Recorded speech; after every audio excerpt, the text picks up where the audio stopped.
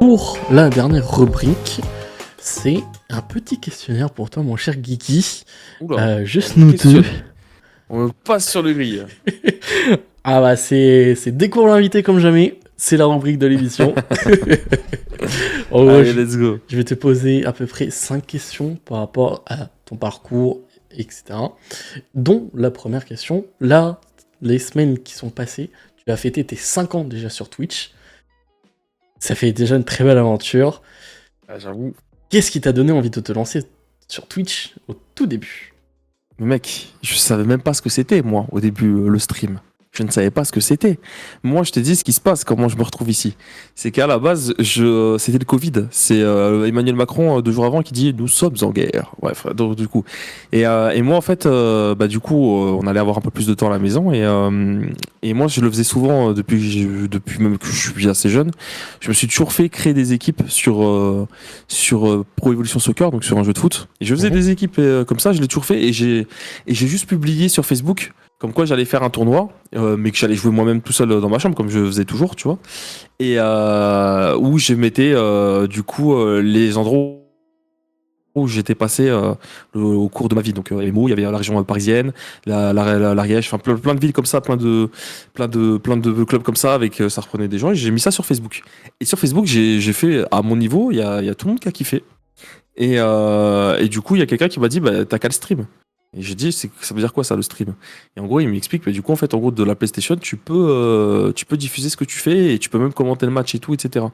Et du coup, j'ai dit, bah vas-y, tu sais quoi, demain, 19h, tel match.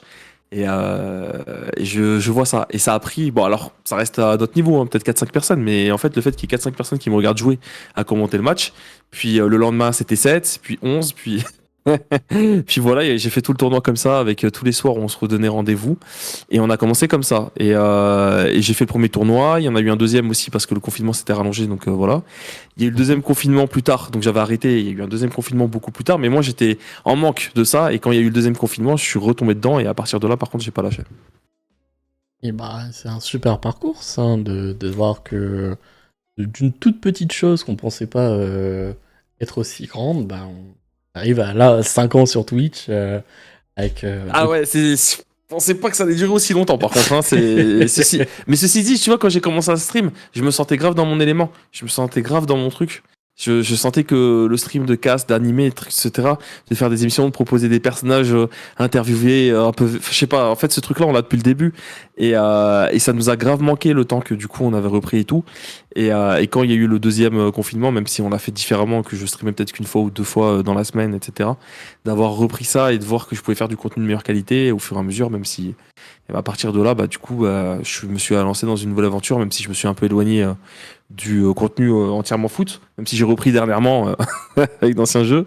Mais du coup, moi, j'avais seulement qu'à chaque fois, je me dis, j'avais qu'une hâte, c'était de restreamer le soir. Donc voilà, j'ai vite eu cette fibre-là et j'avais vraiment envie de partager parce que je sentais qu'il y avait des choses à faire. Ah, c'était intéressant. Et comme tu as dit, t'étais sur du stream de foot à l'époque. Maintenant, t'es passé un peu plus sur du jeu rétro. Pourquoi ce style-là et qu'est-ce que t'aimes dans ce style de jeu vidéo Parce qu'il est vieux. rétro? Il y a un peu de Réponse ça. facile. Alors, attention, parce que du coup, le contenu foot a duré 1 an. Et quand mon deuxième tournoi s'est terminé, donc du coup, pile 1 an après que j'avais commencé, etc. À partir de là, très vite, je me suis orienté vers deux styles de contenu. Donc, le premier live que j'avais fait, c'était Tekken 2. Et là, j'ai repris un peu à zéro parce que du coup, bah, on avait repris et tout. Et là, cette fois, j'avais perdu un peu ma commu Covid qui était pas non plus habitué au jeu. Donc, j'irai vraiment là. C'est vraiment à partir de là, en fait, que j'ai démarré à zéro le Twitch avec sans soutien que j'avais eu jusque-là. Donc, il fallait que je recommence du coup avec une toute nouvelle team et tout. Et donc, ouais, j'ai streamé dès le début du rétro. C'est mon contenu depuis le début, en fait. Donc oui, du Tekken 2, que des jeux qui franchement, j'en ai fait vraiment beaucoup au début. Je faisais quasiment un jeu différent par jour, quasiment. Donc, c'était un peu ça le concept. Et puis, en même temps, je faisais des jeux d'animation, comme Question pour un champion, Tout le monde veut prendre sa place, des jeux télévisés. Donc voilà, c'était vraiment, moi j'aimais bien le foot, les jeux rétro et le contenu d'émissions télévisées. Et je le fais quasiment du coup depuis 4 ans. Et donc du coup, je suis resté dans cette vibe-là, parce que du coup, je me dis qu'il faut quand même avoir une ligne directrice. J'ai rajouté le multiplayer. J'ai rajouté les jeux d'horreur aussi un peu de temps en temps et ça va re-arriver. Mais ceci dit, ouais, j'ai Oh, un peu une un ligne Kill List directrice. pour Five Nights at Freddy's. Ah, c'est possible en plus, je crois que là, l'événement caritatif qui arrive, il va falloir que, à chaque fois que je crie, je vais devoir faire des squats. Donc ça va être rigolo, les gars, parce que je Oh. squattais beaucoup.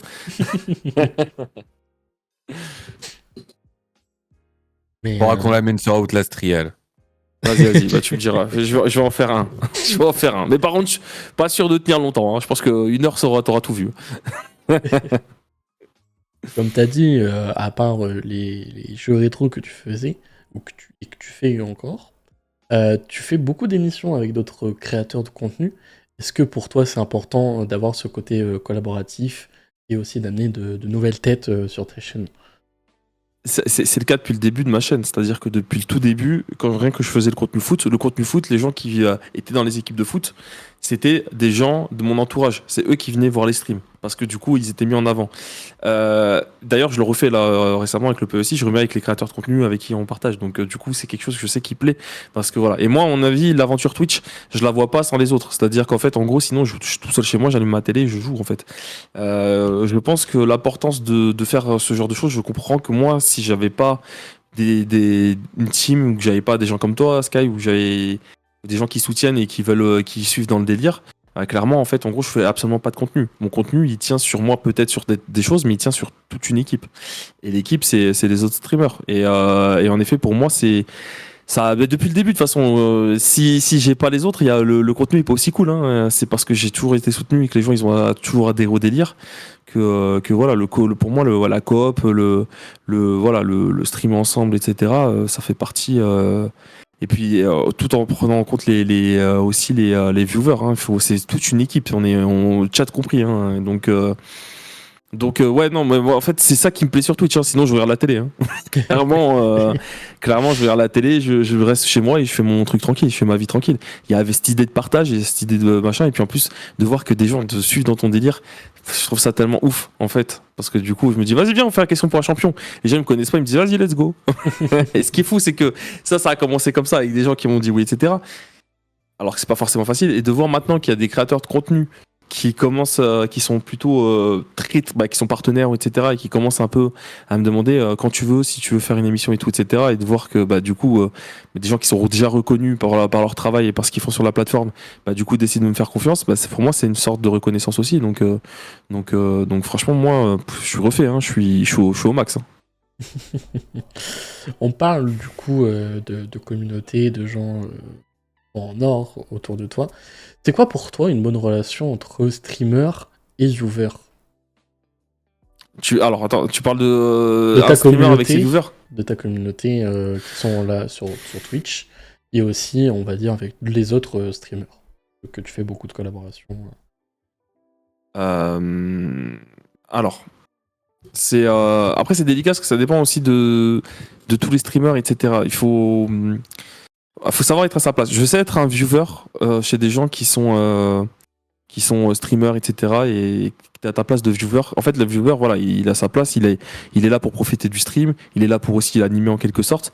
Mais il n'est pas là non plus pour imposer son stream chez l'autre, ou pour imposer son quoi que ce soit chez quelqu'un d'autre, ou imposer qu'il y ait un tel type de contenu. Tu vois, en fait, en gros, voilà, il y a cette idée que on est un peu à nos places. C'est pas que c'est pas voilà, c'est pas que j'aime pas, voilà, j'aime pas faire de hiérarchie entre les trucs, mais en tout cas, ouais, tu vois, quand je suis chez un streamer, on est chez le streamer, tu vois, il faut respecter. Alors, peut-être que dans ma commu, avec les streamers avec qui je suis proche, on est un petit peu plus, c'est un petit peu plus les copains, donc du coup, let's go, on peut plus facilement dire, etc. Mais bon, encore une fois, je suis viewer chez des streamers qui me connaissent pas en tant que streamer, tu vois, donc voilà. La relation streamer,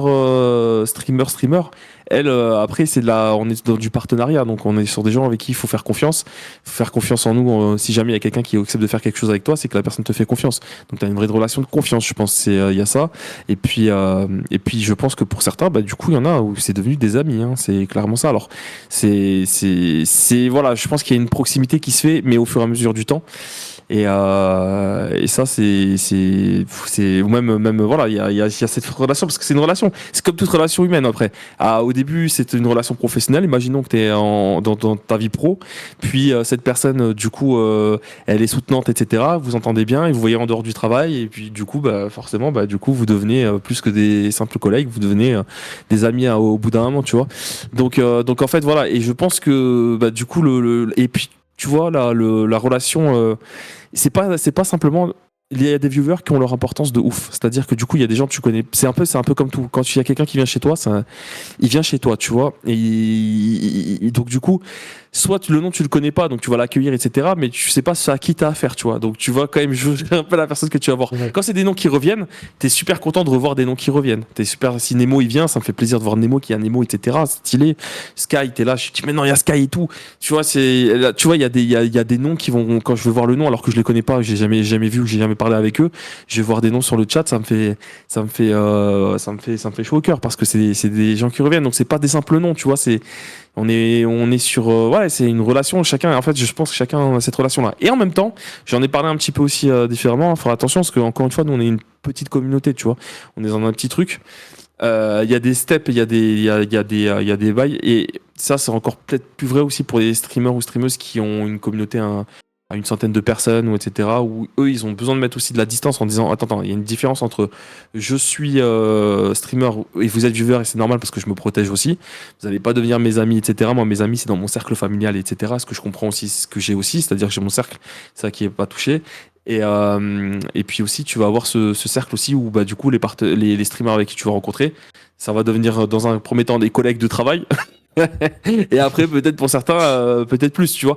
Donc en fait, en gros, c'est vraiment, il n'y a pas de vérité générale. C'est juste que par contre, ouais, il faut aussi faire comprendre que des fois, il peut y arriver qu'il y ait des viewers qui pensent trop vite que t'es leur ami aussi, tu vois. Donc il faut aussi mettre des limites des fois, pas méchamment, tu vois. Des fois, ils comprennent assez rapidement que, attends, il y a des steps tranquillement, et que après, on verra comment les machins, mais c'est très différent de se comporter dans une commune où t'es 10 que dans une commune où t'es 200 ou 300, où ça tourne, et que voilà, la viewer, c'est pas la même relation, encore une fois, tu vois. Donc c'est difficile à appréhender, tu vois. Ça se fait en fonction des choses. Moi, en tout cas, je suis là pour proposer du contenu quand je suis sur Twitch.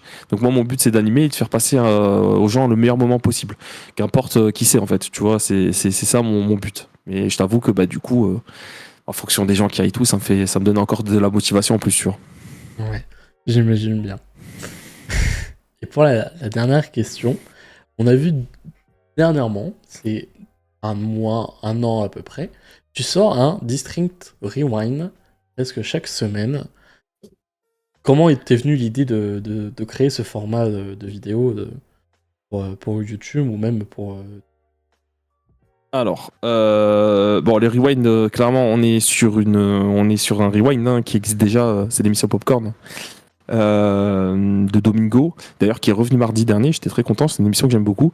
Et dans cette émission, il y a du coup le rewind qui permet de mettre en avant des streamers et voir les meilleurs best-of de stream de ce que tu aurais pu louper sur Twitch. Et c'est comme ça que c'est grâce à cette émission-là que j'ai commencé à m'intéresser à Twitch et savoir qui y avait comme streamer et streameuse. Parce qu'au début, encore une fois, quand j'ai commencé l'aventure, je ne connaissais absolument personne. D'ailleurs, j'ai commencé à streamer 1 an, j'ai regardé le stream de personne. J'étais que sur mon stream.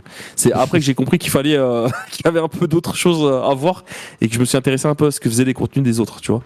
Mais sur ma première année, c'est clair que j'étais un peu dans mon monde. C'est pour ça que, tu vois, il y a 5 ans de stream, mais c'est vraiment 4 ans que j'ai commencé ce que je fais aujourd'hui, tu vois. Et du coup, ouais, ce rewind là, je le trouve intéressant, mais c'est pas d'aujourd'hui qu'on voulait. Alors, je pensais pas prendre la forme du rewind comme ça. Je prenais, mais c'était prévu que je me dise toutes les semaines, il faut que je fasse un best-of un petit peu des copains. Donc ça, c'était une idée qui datait déjà pour les 4 ans. C'était quelque chose que je voulais faire depuis les 4 ans. Et en fait, ce qui s'est passé, c'est que du coup, il y a eu des petits soucis, une petite remise en question, il y a eu des petits reboots, il y a eu changement de chat, changement de nom, il y a eu besoin de changement parce que justement, par rapport à cette histoire de règles tout à l'heure de la relation viewer, etc., il a fallu cadrer un peu les choses, etc. Je vais rester sur le positif, mais ça peut arriver que des fois, Et c'est normal, c'est humain que des fois il y a des choses qui se passent un peu moins bien. Et donc du coup, il a fallu que moi je recadre un peu les choses sur certains points, sur des choses qui étaient ok et pas ok. Donc ça encore une fois, c'est ma responsabilité de remettre les choses en place. Et du coup, bah, il m'a fallu un peu de temps pour digérer ça. Et du coup, je l'ai très bien fait. Et à partir de là, bah, du coup, je me suis dit, bah, let's go, moi, mon contenu, je peux le faire. Et du coup, bah, il est venu assez rapidement parce que je me suis dit, je faisais le District Night Show, c'était celui de l'été. Ça devait être celui de juillet. Et j'avais dit à Made in China, qui est, on va dire, ma partenaire dans les émissions du District Night Show, qui est ma co-présentatrice. Et du coup, je lui ai dit, écoute, j'ai envie de faire un truc comme le Rewind. Donc pour le moment, en plus, j'avais pas forcément le nom, etc. Mais j'ai dit, on va faire le Rewind du District, tu vois, etc. Et du coup, bah, les idées, j'ai commencé à regarder un peu ce que faisaient les invités. J'ai fait un contenu de ce qu'ils avaient fait en best-of. Et j'ai repris le Rewind tel quel. Le générique et tout, j'ai repris exactement la même trame pour calquer un peu à eux ce qu'ils faisaient. Et ça l'a fait. Du coup, je me suis dit, bon, très rapidement, qu'il fallait que je fasse mon générique avec mon contenu et tout. Mais c'est comme ça que c'est en voulant faire le Rewind que du coup, on a basculé sur le Dist Rewind. Ok. Alors, je le dis ici, ils peuvent le clipper. T'as l'autorisation de prendre mes best-of pour prendre des morceaux de best-of pour faire ce que tu veux avec. Avec plaisir, merci mon Nemo. Avec grand plaisir. J'essaye sur ma chaîne YouTube, il n'y a aucun problème. Avec grand plaisir. Mais je l'ai mis quelques fois, Nemo. T'as quelques extraits dans Oui, ton dans des streams. Mais moi, vu que je fais pas beaucoup de clips, tu vois, sur ma écoute, chaîne n'hésite pas à me le partager. C'est avec grand plaisir. Ma chaîne Après, YouTube, tout le monde la connaît. Tu as le champ libre. Merci. Mais merci en tout cas, mon Nemo. Je me ferai plaisir avec. Mais c'est vrai que par contre, pour dire ce qu'il est, mais je suis tout seul à le monter. Donc du coup, c'est. Je travaille enfin voilà, avec le travail, etc. C'est un peu compliqué d'avoir le temps. Donc le faire chaque semaine, ça a été un peu plus compliqué. Oui. Qui c'est ça? J'ai pas avec le micro? Non, Qu'est-ce qui se passe? des mots te dit de l'appeler, quoi. Appelle-moi. Appelle-moi, d'accord, ok. Non, mais après, le Destroying, pour vous dire, c'est que du coup, bah, il y a une équipe sur les rewinds de Twitch. Il y a une équipe qui le fait. Il y a des monteurs, il y a un mec qui fait la voix, il y a des mecs qui va chercher les clips. Ils sont une équipe à travailler sur la semaine pour le faire une semaine. Moi, au début, je le faisais une semaine, c'était complètement fou. Aujourd'hui, c'est compliqué de faire un rewind. Franchement, j'en sors 1 ou 2 par mois. C'est vraiment. Et j'essaie de faire le plus récent possible. Et j'essaie de pas le faire qu'il fasse une demi-heure, tu vois. Parce que du coup, le problème, c'est que moi, mes rewinds, ils commencent à faire 20 minutes. Là où un rewind, il fait Tu les payes? Qui ça? Bah, ton équipe. Mais je suis tout seul. Donc je suis tout seul. Il s'auto-paye, t'inquiète. J'ai pas d'équipe. Non, j'ai pas d'équipe. Non, ce que je dis par là, c'est qu'un rewind, le rewind de Twitch, le vrai, l'original, ils sont une équipe pour faire ça. Il y a un monteur, il y a tout. Tout le monde fait sa part de taf. Ils sont pas 10, mais ils sont 3 ou 4 au moins minimum. Là où moi, je dois aller chercher des clips, même s'il y en a plein qui me donnent des clips, il faut que je dise, bah tiens, enfin, c'est compliqué. Ça se fait sur une journée des fois. Si on est le samedi, je me dis, bon, il est samedi matin, qu'est-ce que j'ai ça. Allez, je complète avec ça, let's go, et c'est parti. Et des fois, c'est 8-9 heures de montage pour 10 minutes 10 minutes parce que du coup il a fallu aller chercher tous les clips, il a fallu trouver les noms et écrire ce qu'il fallait pour faire la voix. Des fois en plus tu vois que c'est à l'arrache parce que je suis en retard parce que je l'annonce pour le 22h et donc du coup ça peut arriver que il fait des têtes, c'est un truc de ouf. Ça peut arriver que du coup je même sur la syntaxe parce que du coup je dois l'enregistrer comme ça. C'est ce qui me manque d'avoir du monde et c'est compliqué à faire en fait un rewind, mais bon c'est en même temps je suis content à chaque fois quand j'en sors un. C'est fait avec le cœur et puis je suis content de mettre un peu en avant. Bien que sur un vieux truc en plus. Je monte sur. Putain, attends, je te dis comment ça s'appelle. C'est oui. Attends, c'est Movavi. Movavi vidéo on a perdu. Non, c'est bon. On avait perdu la cam pendant 2 secondes. Ok, sur Movavi éditor du coup. Comme ça. Okay. Non, il y a des mots, il est là. Call me. Tu vas pas. Ouais, mais bon, le truc c'est que j'ai pas. Le budget il est pas non plus illimité quoi. On s'en fout du projet, du budget. Bah écoute, on en reparlera. Gratos, je sais pas si ça se fait gratos, faut quand même que. On s'en fout, on verra. T'inquiète. Le rémunéré. Bah écoute, si tu veux en faire un. Laisse-moi en faire un, tu verras. Si tu veux, je te le refais le générique, y a pas de souci. Alors le générique, attends, parce qu'on va pas toucher au générique, parce que c'est Kemail, mon gars, qui a touché au générique et qui, quand je lui ai dit au début que je voulais changer sa musique, etc., il m'a refait un générique, il m'a dit non, tu touches plus au générique. Donc là, je peux pas toucher au générique. Je peux pas toucher au générique. Mais par contre, on peut toucher. Mais vas-y, on en parlera. On verra si t'es chaud pour en faire un, on peut s'arranger. Non, mais en tout cas, c'était super intéressant d'avoir des réponses à ces questions.